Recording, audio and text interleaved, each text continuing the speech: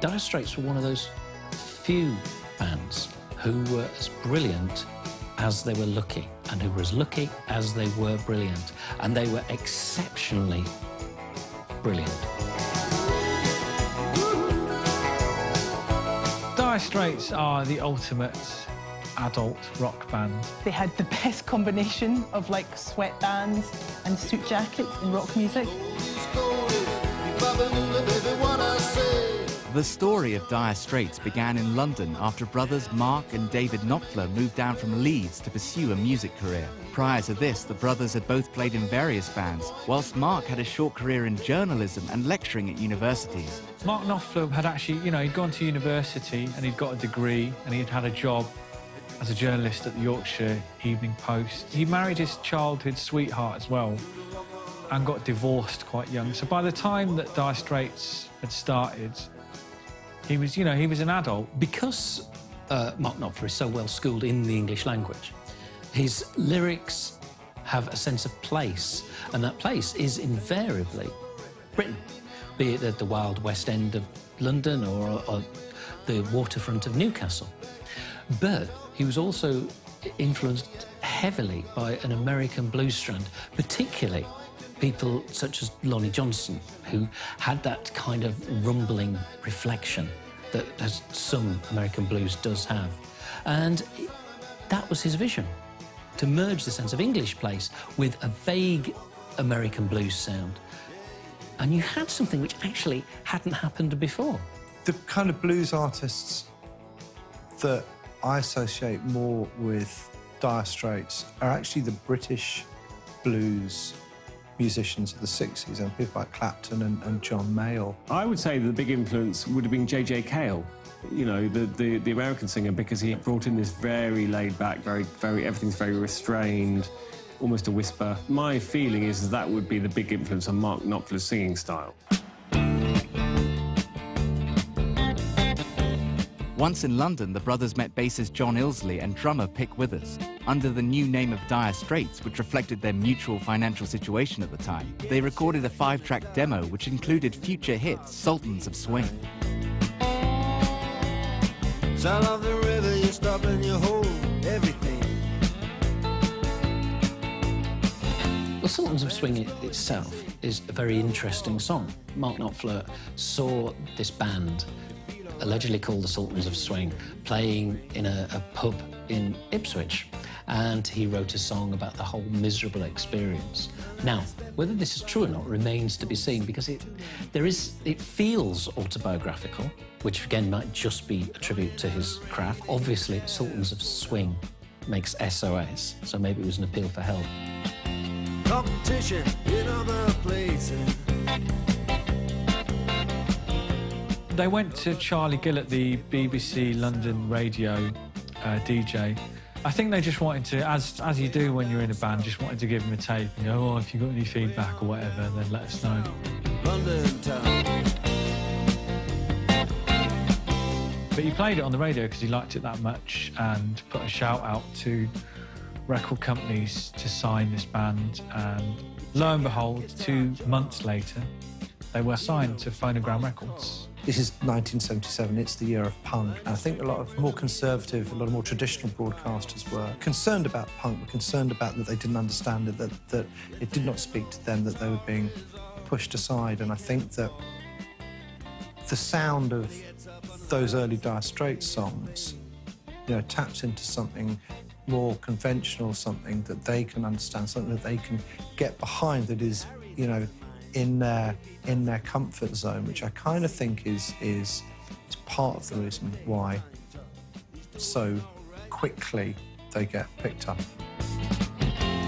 He can play the honky-tonk like anything. After being signed to a UK label, the band were heard by Warner's, who would soon distribute their album in the US. The self-titled debut found success in America after Sultans of Swing reached #4 on the Billboard charts. I think it worked in the US particularly because they had quite a US-friendly sound. At the time, obviously, there was punk going on in Britain. Maybe people kind of were like, what is this bluesy kind of sound? What is this rootsy sound? And maybe didn't get it. Eventually, it became successful. They kind of enticed people into their world. But, I mean, for the US, it just went straight away. It was made for the US, really, those hits.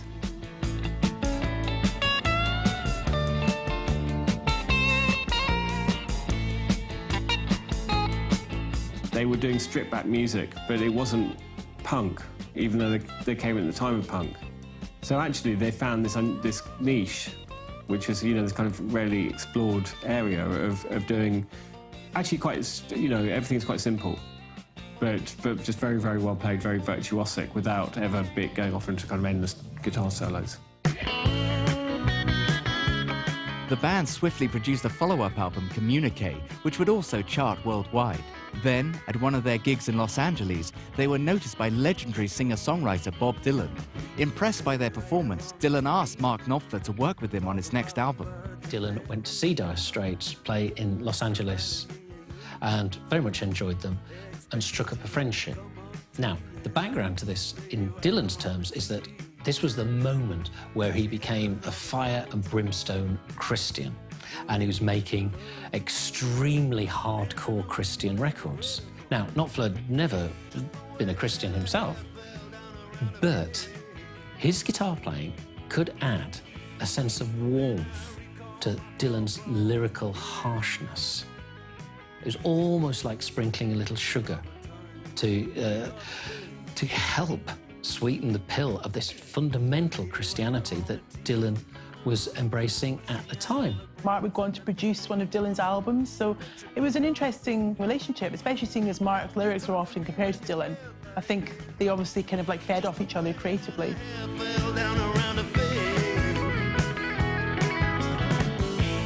Because Knopfler was very technical, then they could produce albums together, such as Dylan's Infidels, which is where the relationship stagnated, shall we say, because Knopfler disowned the final result, which Dylan had got his hands on and changed a little bit. However, time, as we all know, is a great healer, and by 2011 and 2012, they were touring together again.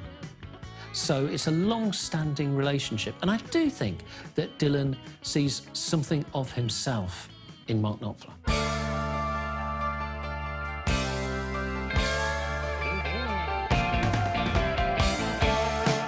During the recording of Dire Straits' third album, Making Movies, David Knopfler suddenly left the band, bringing a permanent end to the brothers' partnership within the group. Success doesn't keep people together. What keeps people together, actually, in the early days is failure, us against the world, and, you know, knowing you're good. So obviously they knew they were good because they clearly played all the time and practiced all the time in the early days when they're playing all the pubs in South and North London. And, you know, you had these two brothers who probably were sort of bound together by their attempt to make it and the world's indifference. Then they become, very, very quickly, one of the biggest bands in the world, synonymous with mainstream blues rock. And Mark Knopfler just comes to the fore. David, at that point, was just kind of getting the impression, probably the correct impression, that it was the Mark Knopfler show, and was feeling a bit of a sideman and wanting to do his own thing and have input into the records he was making. I mean, the official reason is musical differences, but then the official reason is always musical differences. Either you're kind of in for this and you're prepared to work for this, or you're not. And I think that David Knopfler, it's not a nice thing to say, but I don't think he could quite handle the pace. Maybe he wasn't quite as ambitious as Mark. Then once David Knopfler had left Dire Straits, then Mark Knopfler's ambition and vision came to the fore. He was much more unfettered. He was someone who would now chop and change his collaborators at will, apart from the bassist John Isley, who was there for the duration. And it was his band now. As the 80s began, the band made use of the rise of music television to promote Making Movies and their subsequent output. A love-struck Romeo, sing the streets a serenade. One of the problems with Dire Straits breaking America was that MTV was taking off at the same time. Now, with the best will in the world, there are more handsome pop stars than Mark Knopfler. Romeo and Juliet, we had a very, very handsome man miming some of these quite intensely emotional lyrics. Now, not for a moment did anyone pretend that this very, very handsome man was Mark Knopfler.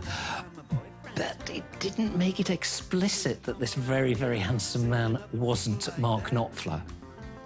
That's all I'm saying. What you gonna do about it, Juliet? was loaded from the start. The band embracing MTV so early on was a genius move, really. It showed kind of how smart they were and how on the ball they were. MTV came out in '81. Nobody really knew what was going to happen with it. They didn't know it was going to explode and end up kind of forming youth culture in the '80s and '90s, which it did. They took a risk, really, by kind of going with it. But I think they saw something in MTV. They saw an opportunity, and I think it shows how smart they were. They got on board with it. They started making these really interesting videos, and as a result, sold loads of records. It was really smart. I can't do the talk, so like the talk on the TV. And I can't do a love song like the way it's meant to be. I can't do everything, but I'll do anything for you.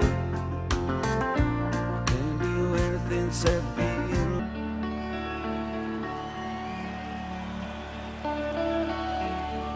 At this point, Mark also began to work on even further projects outside of the band, including composing film soundtracks.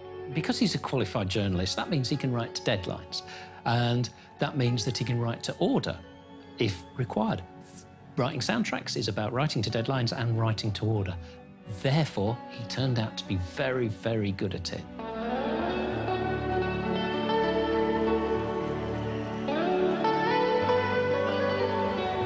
His soundtracking is wildly different. The Last Exit to Brooklyn is as harrowing as the novel and the film. His soundtrack to The Princess Bride is beautiful, it's gorgeous. Local Hero. Local Hero, it's the best thing about that film, and it's a pretty good film. Local Hero is a great soundtrack. It was very suited to the movie as well, which was all about being low-key. And it was one of those great British movies. It seemed like it was going to go under the radar, and then it became a hit, and it was a very sweet movie. There is something of the Dire Straits or the Mark Knopfler song in Local Hero, you know. It's the old guy on the beach. It's the Fulton Mackay character on the beach. You just won't sell the land, you know. There's a very, very strong dovetailing of sentiment, context, and music.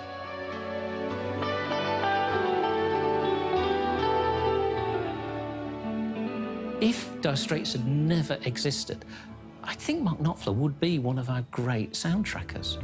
Well, the men come in these places. Mark also became a writer for other singers when a song he decided not to include on their fourth album, Love Over Gold, gave Tina Turner a hit with Private Dancer. I'm your private dancer, a dancer for money.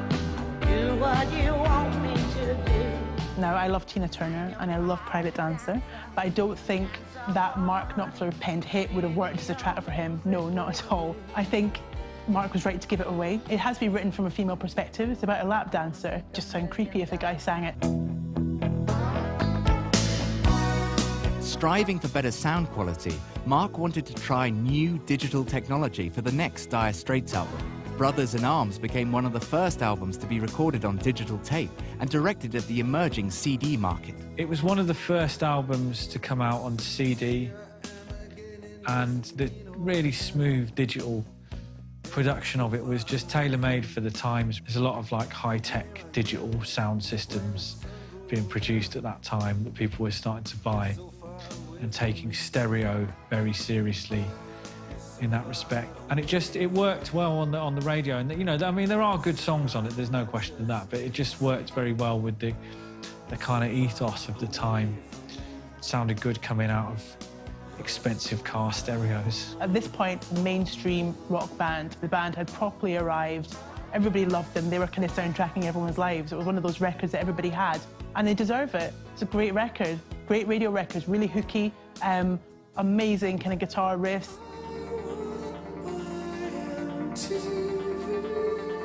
The second single from the album, Money for Nothing, would become one of their most successful singles. The video also became an MTV staple.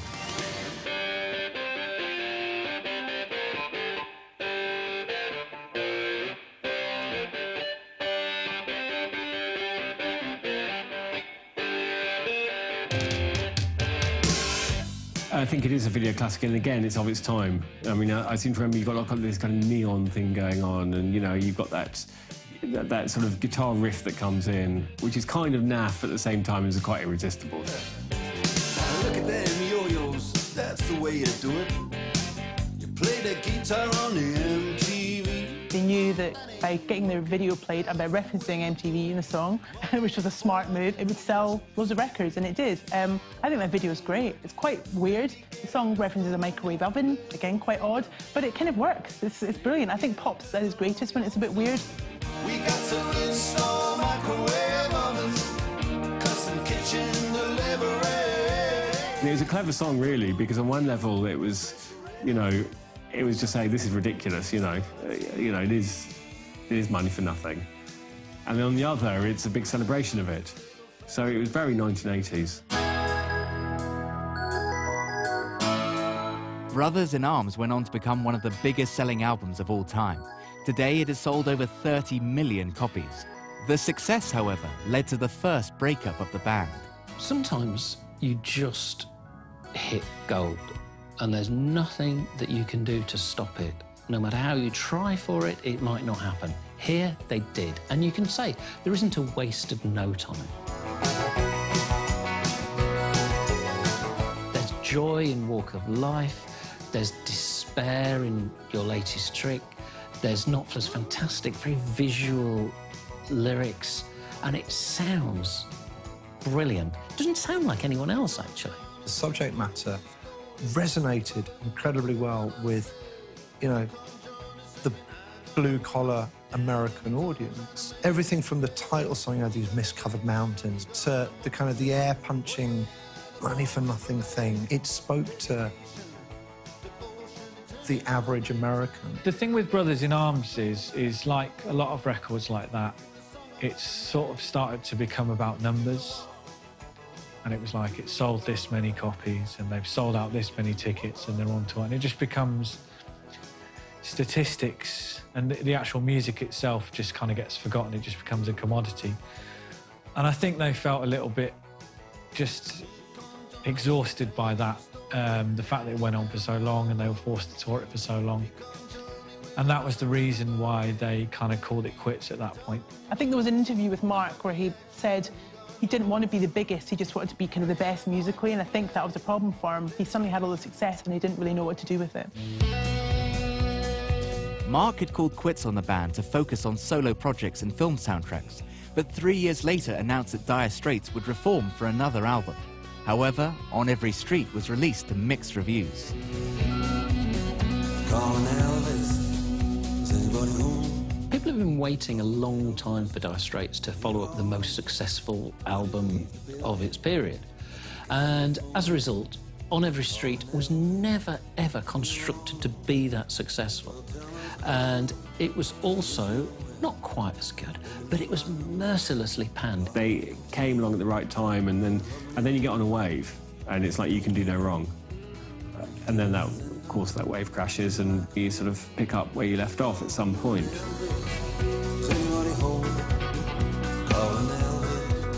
The period that Dire Straits fitted into, whether it was, you know, by volition or, you know, by happy accident or whatever, that was over. On Every Street came out in 1991. They were so out of vogue by that time. The 80s sound that they'd kind of popularised, the kind of adult-orientated rock, or AOR as it became known, was not very favourably looked upon by that stage. And people were looking for something a little bit heavier and a bit rawer. And so, yeah, it wasn't a very well-received album. A long distance, baby, too far from home. Don't you think maybe you could put him on? If it hadn't followed up the album that it was following up, it would have been lauded not necessarily as a classic, but as a really good album of its time.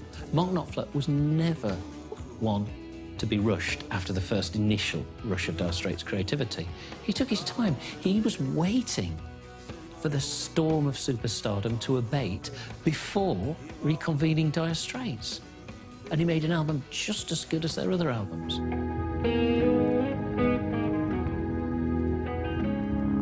Dire Straits finally dissolved in 1995 after Mark decided he wanted to focus on his solo career with no plans to reform the band. These mist-covered mountains. I don't think Mark Knopfler needs to reform Dire Straits. I mean, every time he tours, he'll sort of 80 nights at the Royal Albert Hall. You know, the man who clearly has no visible reason to reform Dire Straits. And I know they've got their thing, the Straits or whatever it is, which is some iteration of a Dire Straits, several Dire Straits touring bands over the years. But I think, you know, it is Mark Knopfler's band, and at this point, he doesn't need to. I don't think he wants to. You know, he seems to enjoy doing his more kind of folky projects. The sound of the last couple of albums has been more intimate in scale. I think that's where he feels his creative juices are at. They did 6 albums. They've got a brilliant catalogue. All those albums are terrific. It feels finite. And Mark Knopfler has been making albums ever since, so it's not as if the voice has been silenced. He started his career as a street performer and still has to combat stage fright. A brand new series of Parkinson Masterclass kicks off with Eddie Izzard, Tuesday night at 8. Back to tonight and more Mark Knopfler after the break.